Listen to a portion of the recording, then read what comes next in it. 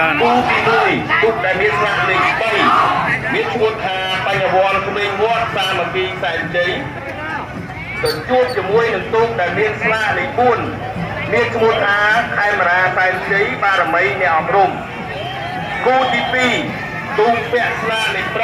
5ឈ្មោះថាពោធិវង្សសុខមាសែនជ័យសេរីឧត្តមទៅជួបជាមួយនឹងទូស្លាកលេខ6ពូវណ្ណរាំងជ័យបារមីកុមារពេជ្រ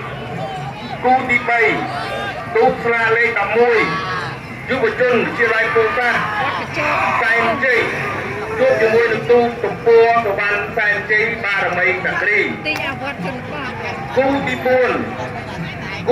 គូទី4ចាប់ដើមឡើងហើយបងប្អូនសាមគ្គីគីឡូសែនជ័យបារមីស្មអណ្ដែត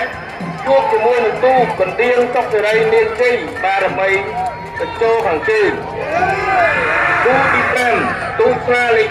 1តេជះសែនជ័យបារមីនេសជួបជាមួយនឹងទូស្លាលេខ2បារមីកាយវិជ័យសេរីពោធិ៍សាត់គូទី6នទីមង្គលកម្ពុជារតនមានជ័យជួបជាមួយនឹងទូស្លាលេខ3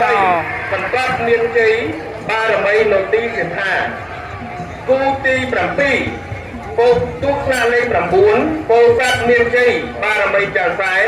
ជួបជាមួយនឹងទូស្លាលេខ10វាសន្លឹមមានជ័យបារមីវត្តកញ្ជោខាងត្បូងបាទក៏សូមជម្រាបជូនអាដាមលោកជំទាវលោកស្រីបងប្អូនប្រជាពលរដ្ឋទាំងអស់ផងដែរ